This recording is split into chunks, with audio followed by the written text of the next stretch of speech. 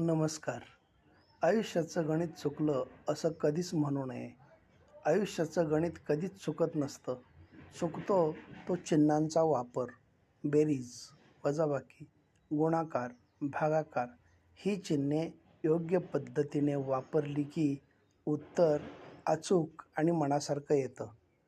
अत्यंत शांततेत आणि मौनात ज्यांची प्रचंड कार्यशक्ती गतिमान असते आणि भोवती प्रचंड कर्म-कोलाहल सुरू असतानाही ज्यांच्या अंतर्यामी निगूढ शांती आणि स्थिरता यांचे वास्तव्य असते, ते मनुष्य आदर्श समजावेत. सेवा जग फुलवते, पण लावलेला जीव मन फुलवतो. आयुष्य वर्तमानात जगता आलं पाहिजे.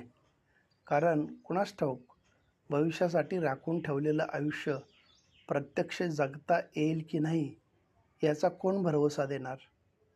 शाळा सुटली, शिक्षणही पूर्ण झालं, पण परीक्षा देणं काही संपत नाही. ती आयुष्यातील पावलापावलांवर द्यावी लागते. आत्मसमाधान ही खरी समृद्धी आहे. ती प्राप्त करण्याचा प्रयत्न करावा.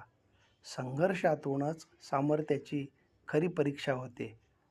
नेहमी शांत राहणं कधीतरी धोकादायक ठरू शकतं. वेळेची गरज ओळखून स्वतःचं मत मांडणं खूपच गरजेचं असतं.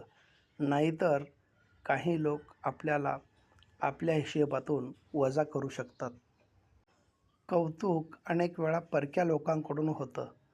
आपल्या लोकांचा सगळा वेळ तर शंका घेण्यात आणि नावं ठेवण्यात जातो.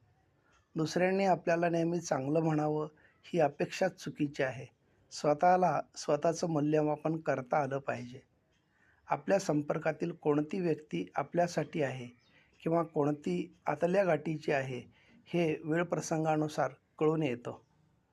धन्यवाद.